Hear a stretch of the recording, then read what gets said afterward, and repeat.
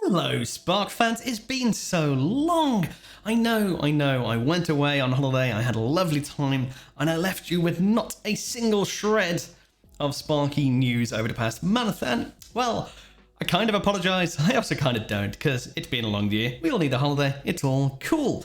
The good news for you guys is that there's been a ton of stuff happening over the whole period of June, and I've got a whole load of videos that we're going to be looking at over the next few weeks with a load of new features and a load of cool stuff. Now, just to catch us up to where we were, we did a May release notes video. We've not done a June one, so today we're going to have a step through all the platform release notes for Azure Databricks that happened in June 2021. Yeah, that's where we are. That's what day is it? Holidays. It's hard to get back. Okay, so bear with me. We'll take a step through the release notes. We'll talk about some of those features. There is a new beta Databricks runtime as well, so we'll take a look at that while we're there. As always, if you're new around here, don't forget to like and subscribe. Let us know if there's any other topics you want us to cover. Let us know what you think of the new features and which is the one that you're really looking forward to that you're going to get started with. So, yeah, just say hello. We like it when you say hello. All right, so over here, as usual, we have the release notes page. So this is the Azure Databricks one. That's slightly different to the AWS and GCP ones, but they're largely similar because they kind of tend to keep everything in sync. So what is going on? Weirdly, first we've got a correction. Maybe we should do this in reverse order. Maybe that would make more sense. Essentially, there's been a big rollout. So Git repos for Git, or Git repos for Databricks. They've now done a general rollout across a load of workspaces. So most regions you should see now automatically, rather than have to go into your Databricks workspace, go into the admin settings, tick allow repos and turn that setting on. You should just now, everyone, whenever you log into Databricks, you should see repos as a default part of that left-hand menu. And that's just a so much better way of doing notebook development. So if you're trying to develop notebooks and you want some kind of, any kind of development rigor, then repos is actually a really nice way of doing it. And that's now turned on by default. Changes to feature store permissions, and so they've actually sort of changed that can view metadata permission. I mean, I've not really looked into feature store too much yet, so can't tell you too much about how that actually changes lives. ML flow, so changes to how you actually go and see things. Again, they've just changed the UI around a little bit, so if you're used to using ML flow to go and have a look at your various different experiment runs, you'll see it's a little bit easier to go and see some of that info. They've got a nice little tooltips, making quality of life, making it easier. Delta live tables, it's another one coming up that we need to have a look at. Is another bit of new functionality. Now, one of the things that is very important with that is it needs a cluster to run. It needs to be running on some kind of cluster to be using Delta live tables. Now, that wasn't really that clear when you were first looking at it. And now when you're going in pipeline details, you're creating a new Databricks live table pipeline, you'll actually see some details about how many DBUs you get charged for the joy of having live tables. Again, I appreciate for lots of people, you won't have seen the detail behind that. You won't know, well, what is it? Why do we need a cluster? What does it look like? And we'll come to that in a future video, so do not worry. Okay, more, again, other things coming on with Delta live tables. They've added some more of the data quality constraints. Now, again, if you've looked at Great Expectations in Python previously, this will be fairly familiar. But when we're using Delta live tables, we can do a lot of interesting stuff to be able to say, this is what I wanted to happen. This is what I expect to happen within my data frame. So I could say, well, I expect that this is a timestamp that's after a certain date, that this is an int between a certain amount of value, that this particular thing is not null, and this other field is not null. So you can set up these things that you expect of your data frame. And then you've got various different actions. So do you want it to fail when it matches? Do you want the whole job to fail if anything doesn't matter? Do you want to just drop out the ones that don't match? Do you want to retain them but put them somewhere else? Lots of different ways of working. So in this one, it's expect all or fail, expect all or drop, and expect all have now been added to the Python API to just give you that little bit more control over those data quality constraints as we're using them. Again, sure most people haven't really got into the grips of it yet, but we'll be getting to that very soon, I reckon. Okay, some changes for how you replace IP addresses. Now, this kind of caught me out. So for many things inside Azure, you can do IP whitelisting. So you can say, no one is allowed to talk to my SQL Server database unless you are in just one of these allowed IP things in my address list, and they've changed that. They've actually enabled that for Databricks now. So in Databricks, you can now say this is the IP access list that is allowed to access my Databricks workspace, and they've added in some more stuff to actually say, well, actually now we can programmatically change that IP list. And you see things like that. So when you've got if you're using Azure DevOps to do your kind of pushing stuff out through a DevOps pipeline, they publish monthly lists of here are all the IP addresses that those build machines, the Microsoft hosted build machines, are going to be taking up. And they cycle them and change them, and there's a regularly published list of that. Now, if you're making a load of exceptions in your Databricks workspace saying this is the IP lists, and then they're changing that, and you have to go manually change that, that's awful. So definitely super useful that now we can change that programmatically. So if someone's giving you a list of here's the current access list, here's this month's, this day's, this week's list of IP addresses that are allowed to access, you can now programmatically set those through the API. So very useful for doing big, rigorous, secure architecture. Can be a little bit overkill, maybe not. Depends on how you've networked and what other things you got plugged in and how you're working with that whole thing. So yes, interesting, good. We like security. Okay, Databricks Runtime 7.5 is no longer in support. Now that's getting close. I know a lot of clients who are on like 7.5, 7.6. They haven't made the jump up to 8.0 yet, and we're slowly getting close to when 7.6 is going to be looming over the edge of its support. So probably, I think it's first week in August that 7.6 is going to go out of support. So you need to be thinking about bumping up to 8.0 if you're currently on, certainly on 7.5, otherwise 7.6. Okay, now this is like a little sneaky one. Okay, so we can now optimize performance and control by using different pools for driver and worker nodes. It's like, okay, yeah, fine. So I could have a pool of one size machine that I select my workers from, and then a pool of different size machines that I can pick my driver from. And the way they push this, and they're talking about it, so it could be a compute optimized pool for the driver and storage optimized for nodes. And yeah, that makes sense if you're doing like, if you're dealing with lots of concurrency and you want to deal with different things in your driver, sure, you might pick a different type of VM type. For me, the big thing there is that means that we can have a spot VM pool for my workers and a non-spot for my driver. So spot VMs is the thing that came out towards the end of last year or start of this year, where we can actually say, I want to pay a much, much lower price for my VMs, but I want to take the chance that occasionally my VM will just disappear and I'll spin up a normal priced one. So you're taking a discount for the joy of inconsistency, so we can just use cheap available compute as and when it's there. Now the danger is you can't have your driver disappearing on you mid-job. So we had some people like going, yeah, great, I'm going to spin up a pool of spot VMs, I'm going to pop a whole cluster on there, and if one of the workers disappears, that's cool, it just fails over, it spins up a new one, that's the joy of Spark. But if the driver goes down, you're kind of screwed. Now here, we can probably say, well actually, this is a pool of non-spots for my driver, this is a pool of spots for my workers, and actually we get a load of fine-tuned control over there. So that is super good news. I know there's a lot of people who are waiting for that when they're taking advantage of spot VMs.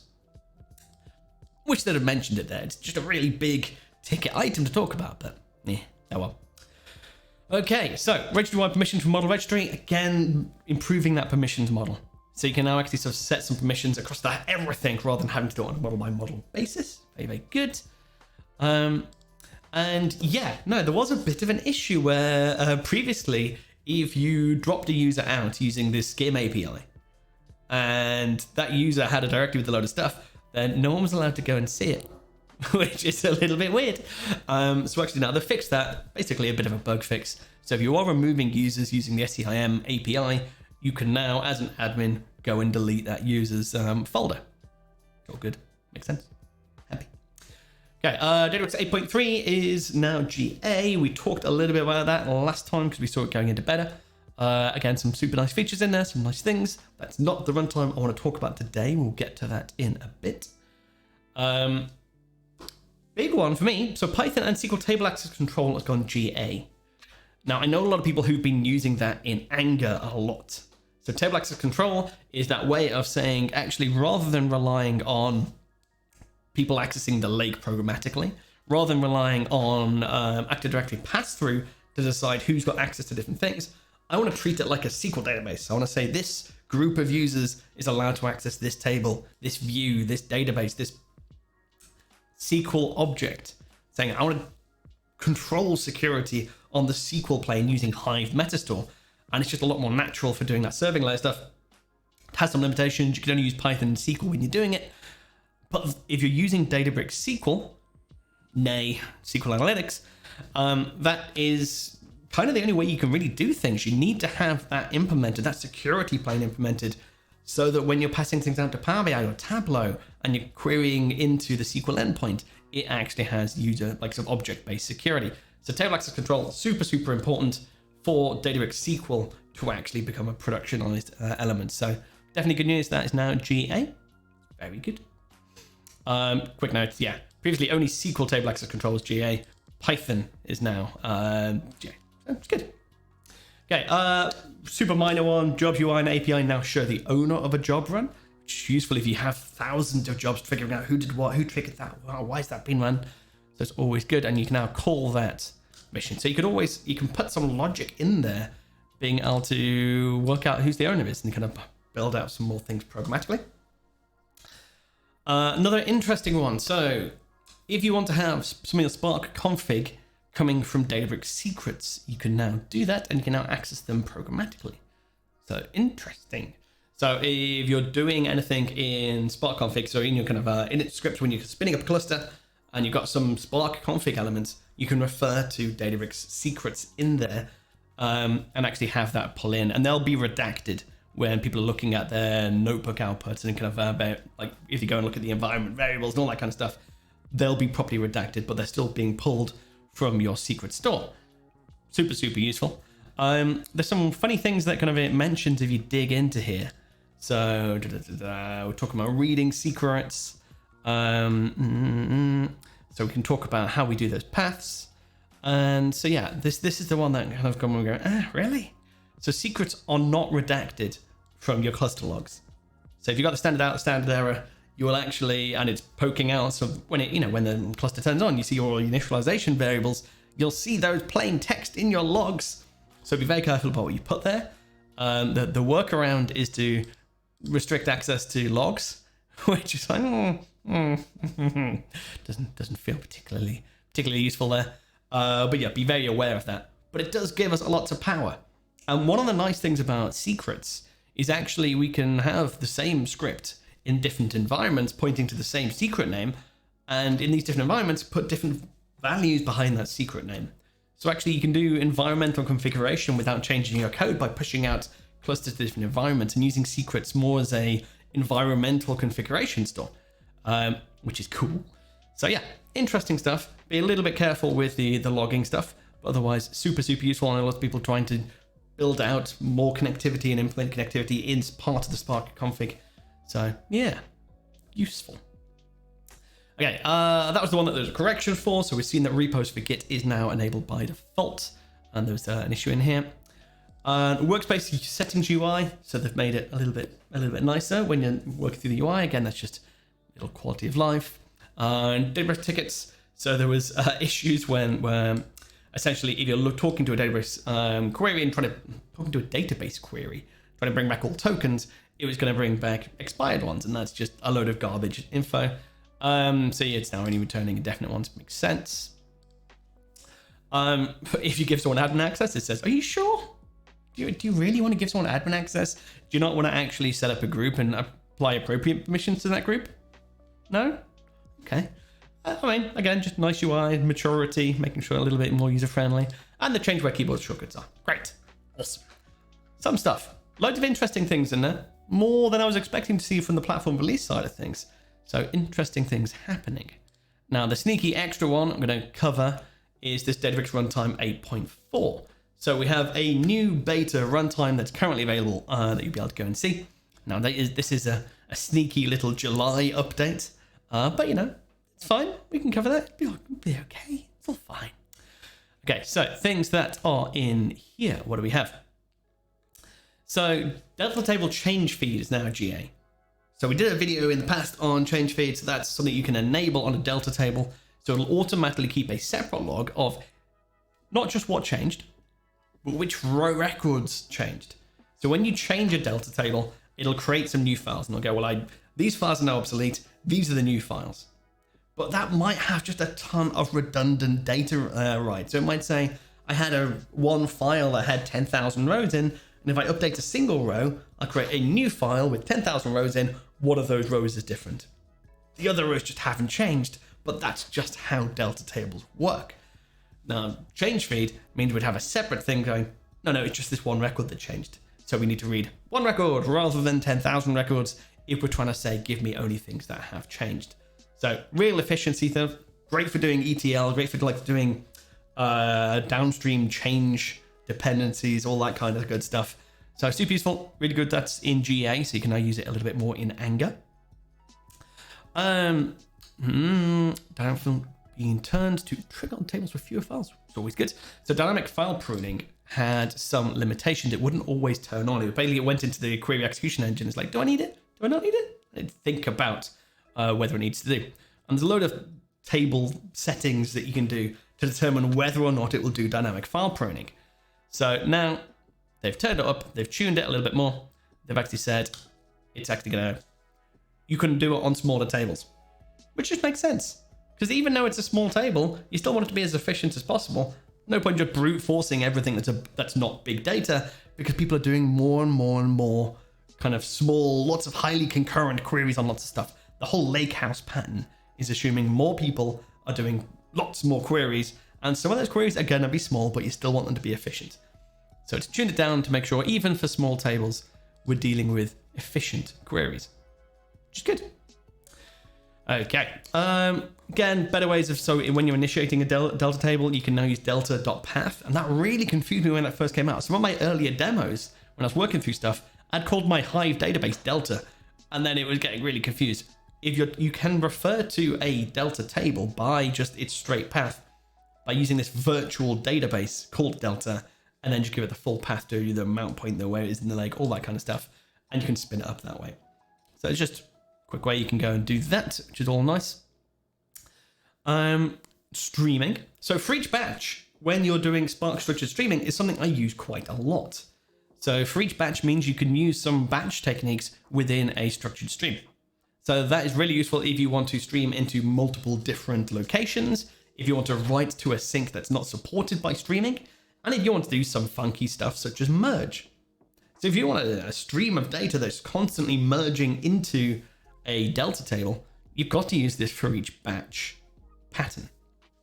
So there's a few things that I've done here. So actually they've now made it a little bit nicer. So you've got these two things saying, identifying each kind of the app ID for the data frame write, and a little version that's keeping track as you're going through writing this stuff.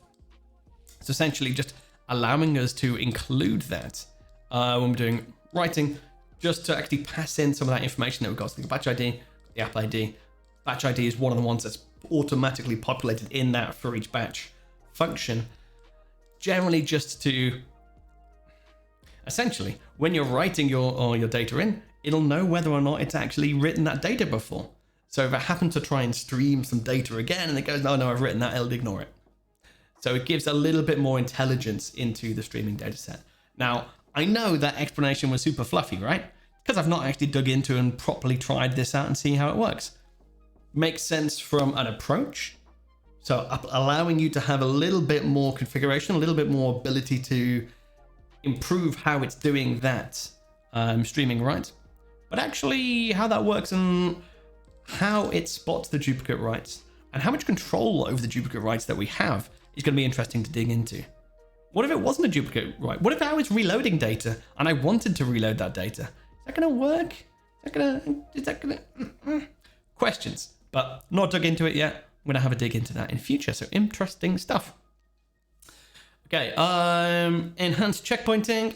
So checkpointing can be interesting. So checkpointing used to be every 10, I think, transactions.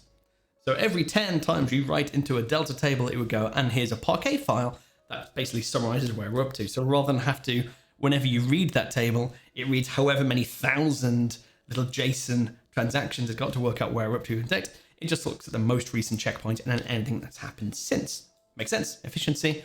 And now we can dynamically adjust the frequency of how often it does. So rather than just that brute force, it's now every 10. Now it's going to actually look and figure out which way it should go. Is this a real low latency table? Should it checkpoint less often, more often? And it'll have a little bit more intelligence about it. Nice, interesting, good. Okay, so autoloader stuff. Now this one, love it, because this is a problem I specifically had with a client.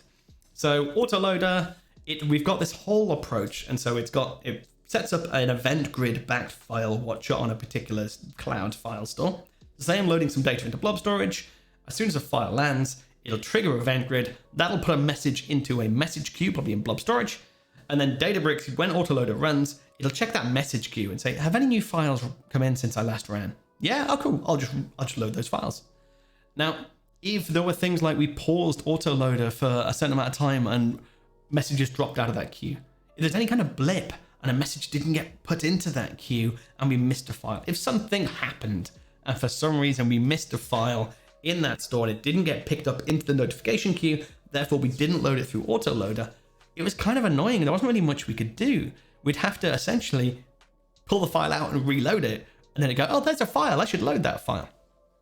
So now they've added this file notification options. We can go and have a look at this backfill interval. So now we can say, actually, if we're leaving autoloader streaming constantly, every day, actually just go and read all the files that are in there and check the files that I've loaded and just load anything we've missed. So essentially, it's kind of just giving you a bit of a catch-all. Just in case, go and just check you haven't missed anything and go and bring it back up to speed. I don't know how that's going to work if you're using a trigger once approach to autoloader, which I use quite a lot. So if I'm triggering it once a day and I've got a once a day asynchronous backfill, is that just going to be every time I run it, it's going to use directory listing rather than notification queue? I don't know. We shall see. We shall find out and see how it all works. So definitely interesting, definitely useful, definitely some real client use cases that we've seen. So it'll be interesting to see. Okay, pathless support. So if you're dealing with the queue, you don't need path, which is nice. So essentially kind of there were some interesting parts when you'd have to kind of piece together, this is the exact path it was going to. And now actually it'll just figure itself out, which is good. Again, haven't dug into too much of that. We'll do a little bit of an autoloader update with some of this backfill stuff and see how the path rewrite functionality actually works. But certainly, we've seen lots of people having interesting times when they're doing remounting, when they're moving files around, and kind of just getting a little bit out of sync about where things are. So it'll be definitely interesting to see how that works and if we break anything, essentially. It'll be good. Okay, otherwise, some updates. One of the Snowflake Spark update, which is always good. And another issue with table access control, which has been fixed as part of going GA. So you used to be able to go and actually have a look at what belongs inside a folder, which is no good, even if you had no file access. And then now fix that up, fix that hole, no longer a hole there. And then a load of other library updates and bug fixes. Again, as always, with any of the runtime updates, absolutely do advise you to have a look through that yourself. Have a look through the library updates. Make sure any libraries that you rely on haven't changed version, or if they have, go and have a look at the versions of those libraries and see if there's any breaking changes. Always important to check that before you're looking up to the new runtime releases. But generally, lots of stuff in there, especially if you're using Delta heavily and using Autoloader heavily. There's a few bits in there which is real nice fixes, some things I've actually seen breaking things in anger. And it'll be good to kind of see those implemented. So I'll be having a play, having a dig, and doing some more videos over the next couple of weeks. Loads of things to do. Relax. Yeah, wow, that was loads of stuff. So tons of things happening in the platform release notes. Lots and lots of good stuff we're seeing going into the platform, improving reliability, improving security, improving usability, pushing out some of those features that we've seen cropping up over the past few months, now going to GA, which is great. And again, onwards, relentless march of those runtime releases, adding more features, more functionality, and pushing things forward and forward and forward. Cool. Alrighty, so over the next month, I'm going to be digging into some of the new features, some of the new things that we've been announced, some of the new things that we've seen there in terms of the 8.4 stuff and seeing what we can do. And I've still got just a general backlog of a load of other things that you guys want to see how it works and how things fit together. So don't worry, back from holiday now, back onto our regular giant pile of videos. 1, 2 a week? We'll see how busy I am. And then otherwise, any questions, any issues, don't forget to like and subscribe and let us know down in the comments what you think. What was your favorite new feature? Anything that you're already using? Let us know. Until next time, cheers.